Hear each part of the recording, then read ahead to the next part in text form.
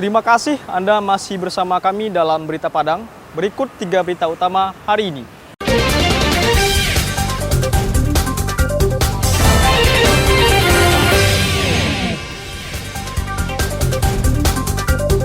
Tiga pemuda pelaku pemerasan bersenjata tajam diringkus polisi. Sepanjang bulan Januari 2025, polisi di pesisir selatan telah mengungkap 8 kasus narkoba. Setiap hari, PMI Padang kekurangan 100 kantong darah.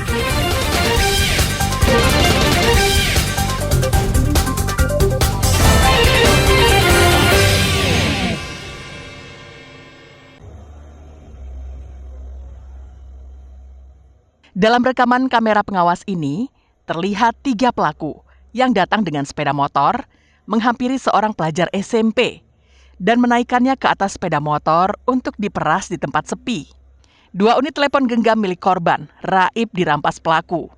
Berdasarkan hasil rekaman kamera pengawas itu, tim Klewang Satreskrim Polresta Padang bersama tim Panter Polsek Padang Barat memburu pelaku yang telah diketahui identitas dan keberadaannya. Aksi kejar-kejaran antara petugas polisi berpakaian bebas dengan pelaku mewarnai proses penangkapan 3 pelaku tersebut. 1 pelaku yang merupakan preman kambuhan ini berhasil diringkus polisi di daerah Purus, Kecamatan Padang Barat, Pusat Kota Padang, pada Rabu sore. Kepada polisi, mereka mengaku telah beraksi di 18 lokasi dengan modus mendatangi korban yang sebagian besar merupakan pelajar dan menuduh korban menganiaya adiknya. Korban kemudian dibawa ke tempat sepi dan diancam dengan senjata tajam. Setelah itu, pelaku menguras barang berharga milik korban. Kejadian atau tindak kejahatan yang bermodus penalakan itu dengan berpura-pura korban ini dituduh sebagai pelaku penganiayaan seolah-olah dari keluarga yang bersangkutan. Dengan didesak, mereka ada 3 orang berkelompok berperan masing-masing mengancam dan akhirnya mengambil barang berharga dari korban.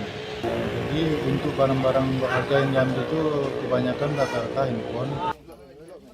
Pelaku dibawa ke Mapolresta Padang guna menjalani proses hukum lebih lanjut. Atas perbuatannya, pelaku dijerat pasal 365 KUHP tentang pencurian dengan kekerasan dengan ancaman hukuman maksimal 7 tahun penjara. Berdasarkan catatan polisi, para pelaku merupakan residivis kasus pencurian dan juga kasus narkoba. Alfi melaporkan dari Padang.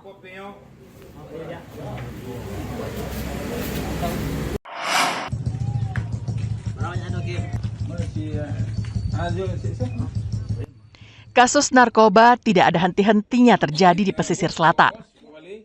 Sepanjang bulan Januari 2025, Satres Narkoba Polres setempat telah menangani 8 kasus penyalahgunaan narkoba dengan tersangkanya sebanyak 8 orang. 1 di antaranya adalah seorang ibu rumah tangga yang berusia 50 tahun.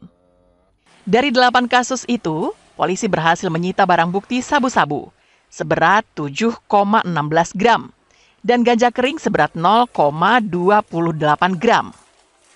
Selain barang bukti narkoba, polisi juga turut menyita timbangan digital dan plastik bening yang akan digunakan untuk membungkus sabu-sabu, telepon genggam, dan 2 unit sepeda motor yang digunakan pelaku untuk melakukan transaksi. Kendala yang dihadapi polisi di lapangan adalah kurang kooperatifnya masyarakat sekitar lokasi penangkapan, yang mana sering terjadi kebocoran informasi terkait proses penangkapan pelaku. Banyaknya pintu masuk peredaran narkoba juga menjadi kendala polisi dalam menekan angka penyalahgunaan narkoba di pesisir selatan. Di mana kendalanya yaitu masih kurang kooperatifnya sebagian kecil masyarakat kita terhadap pengungkapan kasus narkoba, di mana ketika ada masyarakat yang mengenali anggota kami, jajaran kami di lapangan, mereka memberikan informasi kepada mereka-mereka yang bermain dengan seputar narkoba ini, sehingga kedatangan kami diketahui dan berakibat upaya yang kami lakukan akhirnya gagal. Upaya yang dilakukan Satres Narkoba Polres Pesel untuk memberantas peredaran narkoba dengan rutin melakukan sosialisasi kepada masyarakat maupun sekolah-sekolah. Banta Fauzan melaporkan dari pesisir selatan.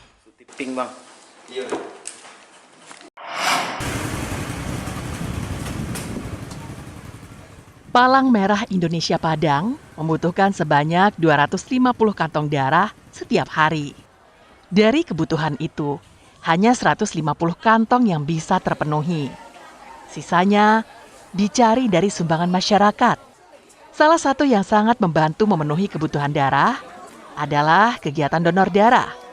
Seperti yang dilakukan di salah satu SMA di Padang yang terletak di kawasan Padang Utara. Untuk pengambilan darah para pendonor dilakukan di salah satu ruangan kelas.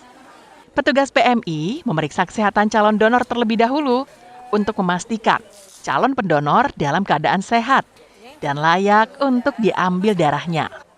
Pada donor kali ini, PMI Padang berhasil mengumpulkan 115 kantong darah dari berbagai macam golongan darah. Ya, kira-kira 250 kantong lah. 250 kantong. Untuk saat ini terpenuhi atau kurang nih, Bu? Ya, sebetulnya darah itu biasanya kurang. Kenapa? Karena darah itu kan 4 macamnya. Tambah pula dengan RH. Nah, jadi kadang-kadang orang mau minta golongan darah AB yang ada di dalam A. Bukan itu buat golongan itu 4A. Itu masalahnya yang paling kalau dihitung bisa kira-kira 100 kantong bisa. 100-an. Tidak hanya melibatkan para guru dan murid, namun pihak yayasan juga mengajak para alumni, warga sekitar, hingga pedagang yang biasa berjualan di depan sekolah untuk ikut menyumbangkan darahnya. Karena di sini saya udah mendonorkan darah selama 5 kali dan PMI tahu karena dia kekurangan darah, makanya saya ingin berinisiatif untuk mendonorkan darah. Karena lagi membutuhkan darah untuk orang yang lagi dibutuhkan. Saya donor di rumah sekolah ini udah ada 2 kali dan di rumah sakit ada 3 kali. Ya, semoga saya bisa sehat dan orang yang saya bantu untuk mendonorkan darah bisa lebih, karena dia membutuhkan, karena supaya dia sehat aja lah, sehat walafiat. Pihak yayasan sekolah ini mengatakan, sekolahnya mengagendakan kegiatan donor darah 2 kali dalam 1 tahun, yang diikuti semua komponen, baik dari sekolah maupun warga sekitar. Kegiatan ini bertujuan untuk menciptakan rasa kebersamaan terhadap sesama, terutama bagi orang yang membutuhkan darah. Supaya kerjasama dengan masyarakat sekitar. Di sini kita kan ada masyarakat sekitar yang ikut.